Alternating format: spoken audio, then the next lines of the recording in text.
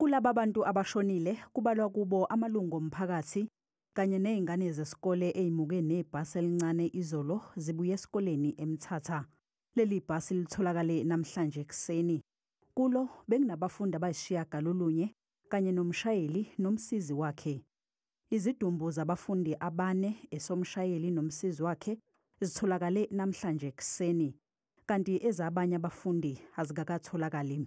As of now, as we are seated here, the stats has escalated to 49 as per the South African Police Services. So, as we said, the numbers are just escalating an hour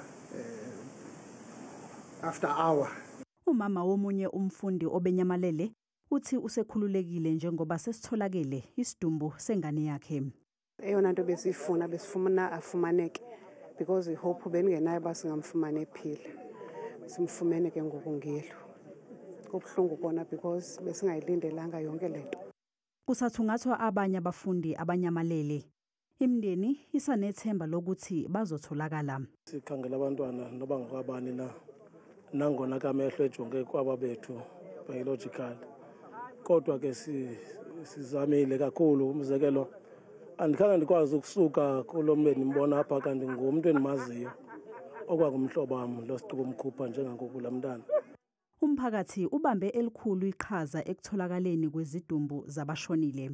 Kunemizimba esifumeneyo emibini kumizimba besikhangela kodwa sikoneliseki yona imizimba xa bibalwa bimininzi kodwa ke mina ke bendingekho xa bibalwa kodwa ngokwesifumeneyo emibini sishota ngemifo ke. Izakhamuzi zisale dengwane. Asinampahla ezinye izinto ezisizinxibile sizibolekiwe izinto asinazinto zokunxiba. So imbi yonke lento enzeka pha sonke abanye bethu besileli eholweni abanye beleli kwi-relatives zabo ngapha eDikoli eSlovo sesaboleka indawo zokulala eSlovo. UNdunankulu uvakashele eMthatha khona namhlanje eyohlola isimo. The situation is not good. Not only here, we might not have lost lives elsewhere. Amatole has been hugely affected. Our people have been displaced. Yesterday, I got statistics of about more than 600 people. So this has been a challenge. It's a difficult one. Umengameli wezwe uCyril Ramaphosa wedlulise amazwi enduduzo emndenini yabashonile. President Ramaphosa offers his deep condolences to the bereaved families, affected communities, and Eastern Cape residents at large.